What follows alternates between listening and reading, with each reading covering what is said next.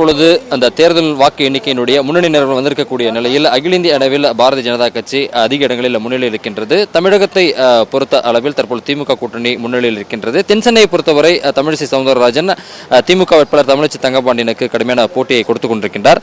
Madam, இப்போ தென்சென்னை பொறுத்த வரைக்கும் எந்த அளவுக்கு உங்களுக்கான அந்த பாசிட்டிவ் பார்க்குறீங்க? Very positive, optimistic. நான் எப்பவுமே ஒரு நேர்மறையான சிந்தனை உள்ளவர். இதுவரைக்கும் இங்கே வந்திருக்கிற இடம் எல்லாமே நாங்கள் ரொம்ப பலவீனமாக இருந்து நாங்கள் பலம் பெற்றுக்கொண்டு இருக்கின்ற தொகுதிகள். அந்த மக்களுக்கு நான் உண்மையிலே நன்றி சொல்லுகிறேன். ஏன்னா இதுக்கு முன்னால் நீங்கள் பார்த்தீங்கன்னா எங்களோட ஓட்டு இந்த இடத்துலலாம் நாங்கள் 1 மடங்குலேருந்து 4 மடங்கு 5 மடங்கு ஏற்றி இருக்கிறோம். மக்கள் நம்பிக்கை வைத்திருப்பதற்கு எனது நன்றி. இனிமே தான் நாங்கள் ரொம்ப பலம்னு நாங்கள் நினைக்கின்ற இடங்கள் இனிமே தான் ஓட்டு எண்ணிக்கப்பட இருக்கிறது. அதுலேயே இந்த அளவுக்கு தான் டிஃப்ரென்ஸ் வந்திருக்கு. ஏன்னா உங்களுக்கு போன வாட்டி திமுக வாங்கின வாக்குகள், அதிமுக வாங்கின வாக்குகள் இதெல்லாம் நீங்கள் பார்த்தீங்கன்னா எங்களோட பணி அபரிதமானது தான். இது வரைக்கும் நான் நன்றியுள்ளவளாக இருக்கிறேன். இது வரைக்கும் ஓட்டு எண்ண இடங்களில் வாக்களித்த ஒவ்வொரு நபருக்கும் எனது நன்றியை நான் தெரிவித்துக் கொள்கிறேன். இனிமே எங்களோட இடம் நிச்சயமாக அதிகரிக்கும். மிக குறைந்த வாக்கு வித்தியாசத்திலாவது தாமரை தென்சென்னையில் மலர்ந்தே தீரும். அதிமுக 2வது இடத்துல இருக்கு. இப்ப நீங்க 2வது இடத்துக்கு முன்னேறி இருக்கீங்க. 2வது இல்ல 3வது இடத்துல தான் நீங்க 2வது இடத்துல இருக்கீங்க.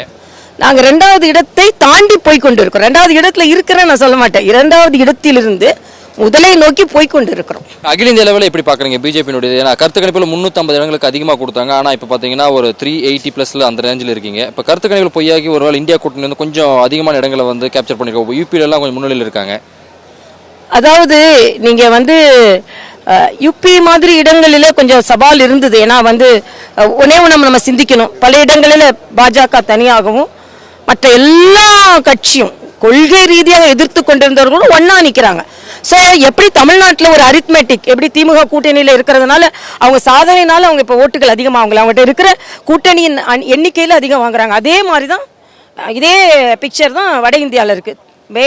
எல்லா மாநிலங்களும் பிஜேபி தனியாக நிற்கிறது. பல பேர் கொள்கை ரீதியாக மாறுபட்டவர்கள் கூட ஒன்றாக நிற்கிறார்கள். சிதறாமல் அவங்க ஓட்டு கிடைக்குது. அதுலேயுமே பிஜேபி இவ்வளவு இடங்கள் வருகிறது என்றால் மரியாதைக்குரிய பாரத பிரதமர் மீது மக்கள் வைத்திருக்கிற நம்பிக்கை. திமுக கூட்டணி கிட்டத்தட்ட 39 தொகுதிகள் கிட்ட இப்போ முன்னிலையில் இருக்கிறாங்க. அவர்களுடைய வெற்றி எப்படி பார்க்குறீங்க? இல்லை, அதைத்தான் சொன்னேன். அவங்க வெற்றியை அவர்களின் ஆட்சியின் சாதனையாக நான் பார்க்கல. எதிரணியின் ஓட்டுகள் பிரிகிறதுனால தான் இதுன்னு நான் பார்க்குறேன். ஏன்னா இது எலெக்ஷனில் இது பியூர் அரித்மேட்டிக். ஆக அப்படி பார்க்கும்போது நீங்கள் 2019லையும் இப்பவும் கம்பேர் பண்ணும்போது எதிர் கட்சிகளின் வாக்குகள் சிதறி விட்டு இருக்கிறது. அவங்க வாக்குகள் சிதறாமல் இருக்கிறது. ஆனால் அவங்க போன வாட்டி வாங்கின இப்போ தென்சென்னையே நீங்கள் எடுத்துக்கோங்களேன். அவங்க வாங்கின சதவீதத்திற்கும் இப்போவே அந்த சதவீதத்தை நாங்கள் பாதி தாண்டிட்டோம். ஆக எல்லா இடங்களிலும் நீங்கள் 39 இடங்கள் என்று பார்ப்பதை விட கலைஞர் எப்பவுமே உடனே ஒரு சதவீதம் போடுவார், ஒரு எண்ணிக்கை போடுவார். அதே மாதிரி நீங்கள் வாக்குகளின் எண்ணிக்கையும் சதவீதத்தையும் பார்த்தீங்கன்னா திமுகவிற்கு நிச்சயமாக குறைந்து வாக்குகள். லாஸ்ட் கொஸ்டின், இப்போ பிஜேபி தமிழ்நாட்டில் பார்த்தீங்கன்னா இப்போ நீங்கள் சொன்ன அந்த வெற்றி அப்படிங்கிறது இப்போ வரைக்கும் இல்லை, ஒரு இடம் அந்த அளவில் தான் இருக்குது. இதை எப்படி பார்க்குறீங்க? ஏன்னா இப்போ மாநிலத்தில் அண்ணாமலையே பின்தங்கி இருக்காரு. இல்லை, நான் அதை தான் சொன்னேன். இப்போ நான் 2வது இடத்தை தாண்டி போய் கொண்டிருக்கோம். இது மாதிரி எத்தனையோ தொகுதிகள் இருக்கலாம். தென்சென்னை நான் ரொம்ப நம்பிக்கையோடு இருக்கிறேன்.